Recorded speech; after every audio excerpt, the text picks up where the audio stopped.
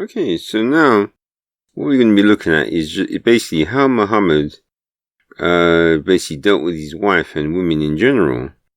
And of course, the Muslim scholars, what they will tell you is that, Muhammad, he was the best husband ever, looked after the women, and the Muslim companions, they just treat their women in such an amazing way. And that all women should become Muslims so that they can have the best life ever. But let's actually find out what actually happened to women according to the actual Muslim writings themselves.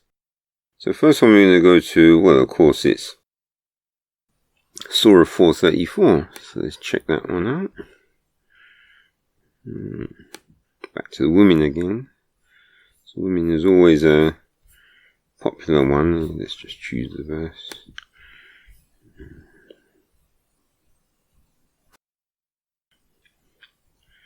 Right, so there's the Arabic for in case anyone wants it. And so the Pictorial one says, sorry, that's 33, so the next one.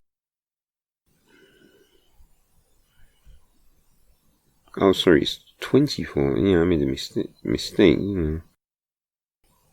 Yeah, I'm going to have to edit that. Okay. Yeah, it's actually 424. Okay. Hopefully I remember to do that. So, here's the Arabic there. So, Pictal says, "Forbidden unto you are your mothers and your daughters and your sisters, and your father's sisters and your mother's sisters, and your brother's daughters, and your sister's daughters, and your foster mothers and your foster sisters, and your mothers-in-law, and your stepdaughters who are under your protection, of your women unto whom ye have gone in. But if ye have not," I think it's just 30. God, it's 23. Yeah. So let's go to 24. So 24 says, "And all married women are forbidden to you, save those," he's got captives in bracket, "whom your right hand possesses. It is a decree of Allah for you. Lawful unto you are all beyond those mentioned, so that ye seek them with your wealth in honest wedlock, not debauchery, and those of whom ye seek content," says brackets, "by marrying them, give them unto them their portions as a duty, and there is no sin for you in what ye do by mutual agreement after the duty, though Allah is ever knower wise." And then Sahih International says, and also, I'll just do without the brackets, says, "And married women, except those your right hand possess, the decree of Allah upon you, and lawful to you are beyond these, that you seek them with your property, desiring chastity, not lawful sexual intercourse. So for whatever you enjoy from them, give them their due compensation as an obligation, and there is no blame upon you for what you mutually agree to beyond the obligation. Indeed, Allah is ever knowing and wise." Well, it doesn't know where the verse for stoning and for adultery is, but, that's another thing. So you see there what it says. Now you might wonder, why is he saying prohibits are married women except those your right hand possess? And see, and all married women, save those whom your right hand possess. So basically, it's saying there, if the woman's married, then you can actually take her if you possess her with your right hand. Now, I was speaking to a Muslim before, and he was trying to be clever by saying that these women, these were married women whose husbands were dead, which of course makes no sense. So let's go to the hadith that actually inspired this verse, which is Sahih Muslim, so it's 1741.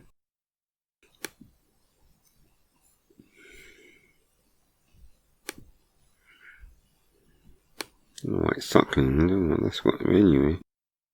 So let's check out what good old Sahih Muslim has to say. And it says, "It is permissible to have," this is the header, "it's permissible to have intercourse with a female captive after it is established that she is not pregnant. And if she has a husband," remember, husband is alive, not dead, because a dead husband means she's a widow, and she doesn't have a husband then. then her marriage is annulled because the husband's alive when she is captured. So let's read what good old Muhammad said here. So this is, so Abu Sayyid al-Khudri, Allah is supposed to say Allah be pleased with, is her, but they made a mistake here. Because al-Khudri, I think, is a woman. Reported that at the Battle of Hunayn, Allah's messenger sent an army to Autas and encountered the enemy and fought with them. Having overcome them and taken them captives, the companions of Allah's messenger seemed to refrain from having intercourse with captive women because of their husbands being polytheists. Then Allah Most High sent down regarding that, and women already married except those whom your right hand possessed, i.e. they were lawful for them up when their iddah period came to an end. So you can see what happened there, of course. Muhammad's companions, they captured these women, but realized that, their husbands are still alive, so this is going to be adultery. So of course, good old Allah, we know in the previous recording how that he's it seems like to be he acts like a wicked God anyway. Says that it's okay for them to take married women, which of course is adultery, but good old Allah can fix the problem and, make adultery go away, whereas of course, in the Bible, adultery cannot go away at any time ever. So this is, obviously one obvious reason why people need to stop being Muslims, so that this kind of thing cannot sort of keep on happening around the world wherever it can happen. Because of course this is a Sahih hadith that any scholar can use with some sort of wicked men to actually do these things as written in it. So let's go to the next one. Now this is Bukhari 65-311.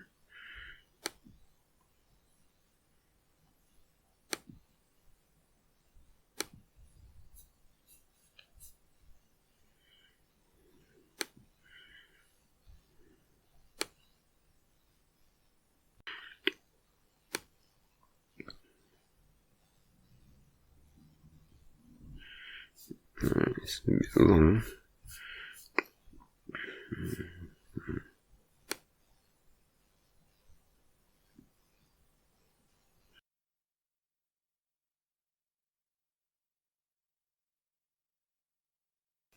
Okay, so now, of course, the Muslims will say to you, Muhammad was the best husband ever, and the way he looked after Aisha, you really loved her. So let's see if Aisha thought that your Prophet actually loved her.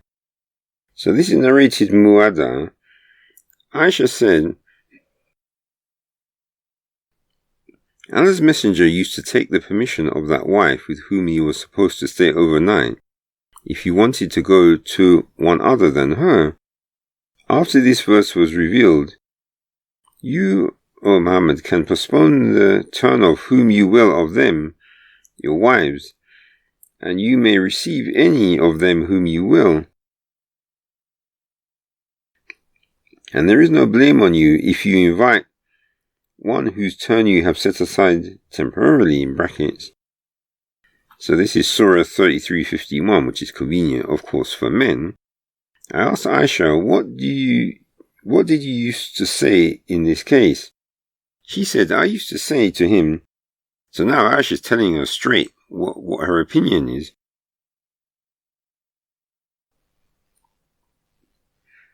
And so what Aisha, basically she's, making sure Muhammad knows what she thinks about what he's doing. And it says, so she said, I used to say to him, if I could deny you the permission to go to your other wives, I would not allow your favor to be bestowed on any other person. So the way I read that is that Aisha is essentially saying that she wants to be like how Christians are, where you just got one wife and one husband. So this seems to me that, Aisha really should, of course she was young, and when they say it was her dad who sort of got her married, so of course she wouldn't have been able to have her one husband unless Abu Bakr was a Christian as well. And this goes to show you why, even if you're a child, you'd want your parents to be Christian so that you know that you can just end up with a man who only wants to have one wife. And we can see here how poor old Aisha She would have preferred if she was in a Christian position as well.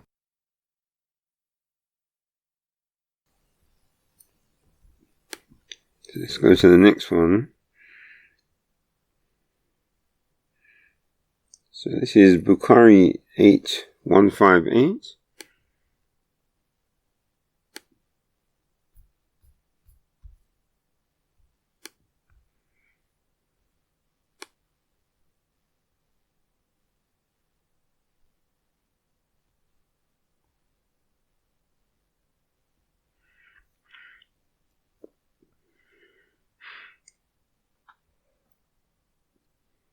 Okay, this is a strange one. So it says, a man facing a man while offering salat. Well, let's see what it says.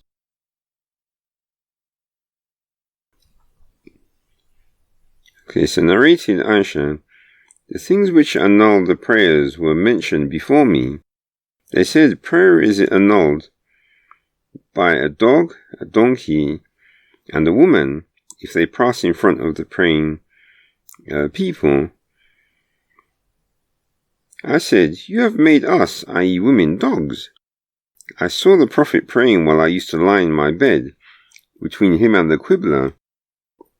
Whenever I was in need of something, I would slip away, for I disliked to face him. So there you have it. So they tell you how Aisha was the perfect wife and used to love the Prophet, etc. But as you see from Aisha's mouth, she said, for I disliked to face him. So that shows you, what Aisha thought of the, Prophet that she was married to. So now let's go to the next one. And if you think any of these are lies, of course, you can see the link at the top here, so you can just go and read it yourself.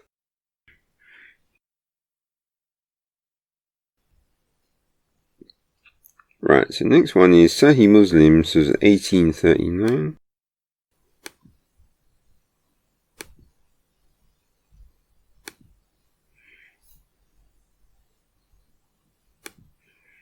Book of divorce, eh? Yeah, Muslims love that one, don't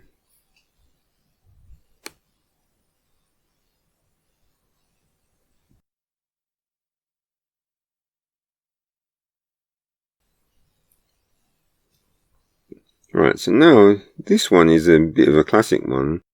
Because of course you think that, Muhammad was the best person when it comes to treating his wives. So let's see what Muhammad thinks about people who would hit his wives.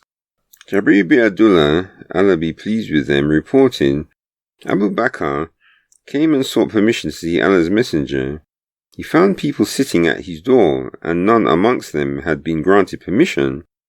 But it was granted to Abu Bakr, and he went in. Then came Umar, and he sought permission, and it was granted to him.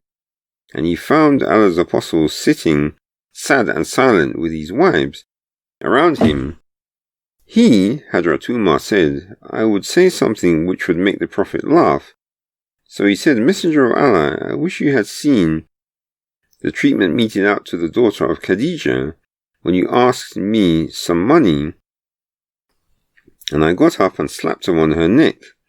Allah's messenger laughed and said, they are around me as you see, asking for extra money. Abu Bakr then got up, went to Aisha, and slapped her on the neck, and Umar stood up before Hafsa, and slapped her, saying, you ask Allah's messenger, which he does not possess. They said, by Allah, we do not ask Allah's messenger for anything he does not possess. So, of course, obviously you'd expect the wives to know whether he's got something or not, since they're the ones who are with him more than the actual men. And so it carries on. Then he withdrew from them for a month, or for 29 days. Then this verse was revealed to him, Prophet, say to thy wives, for a mighty reward. He then went to Aisha, and said, I want to propound something to you, Aisha, but wish no hasty reply before you consult your parents. She said, Messenger of Allah, what is that? He recited to her the verse, whereupon she said, is it about you that I should consult my parents? Messenger of Allah, nay, I choose Allah, his messenger, and the last abode. But I ask you not to tell any of your wives what I have said, he replied. None of them will ask me without my informing her. God did not send me to be harsh or cause harm, but he has sent me to teach and make things easy. Well, I suppose if he wants to make things easy, he should have said he didn't want to have his wife slapped in front of him. And it's very strange that here Umar wants to make the Prophet laugh by saying that he slapped the daughter of Khadija on the neck. So why would he laugh at someone saying that? I would say, why did you hit her? There's no need to just slap her. Just speak to her, harshly, or give us, inform her that what she's doing is wrong, etc. But there's no need to slap her on the neck. And the worst part is the fact that Muhammad laughed at that, because I wouldn't really want to laugh at someone being slapped. But I suppose maybe that's a Muslim thing. Let's go to the next one. Actually, I'll have to change that. It's Muhammad laughed after wife's daughter is hit. Yeah, I'll try and make sure to edit that one. Muhammad can go. Alright, so the last one we're going to go to is 16 is Sahih Muslim 1610.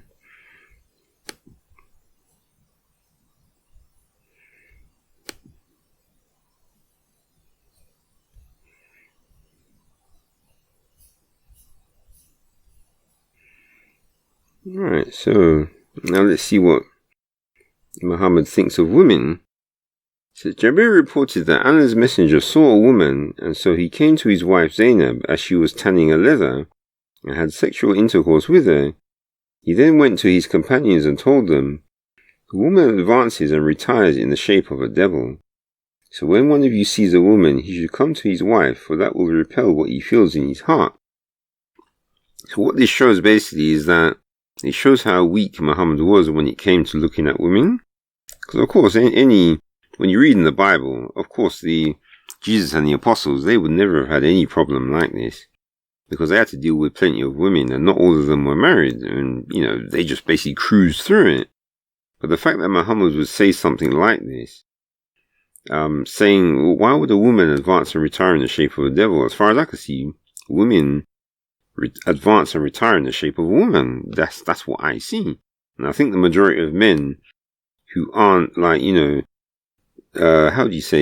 have bad thoughts about women, the ones who don't have bad thoughts, they will agree with me and say that the woman advances and retires in the shape of a woman. But for whatever reason, the sort of Muslim Prophet Muhammad says that the woman advances and retires in the shape of a devil. But I have to admit, I actually disagree with him here. And so should other Muslims as well. And of course, we see here, of course, that poor old Zainab was in the middle of doing something. So rather than saying to Zainab, look, finish tanning your leather and I'll come back later, he just does whatever he does and she has to interrupt what she's doing.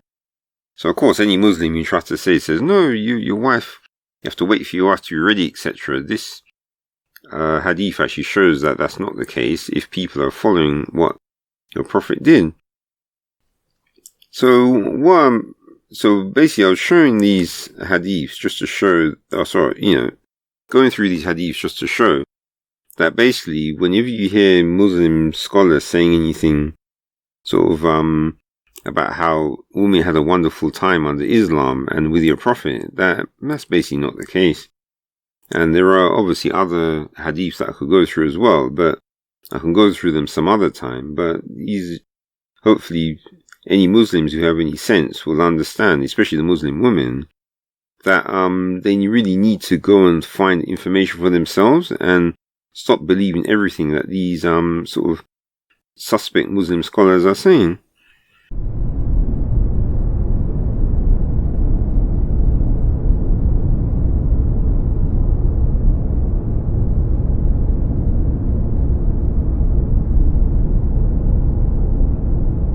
Israelites will return to take down Islam.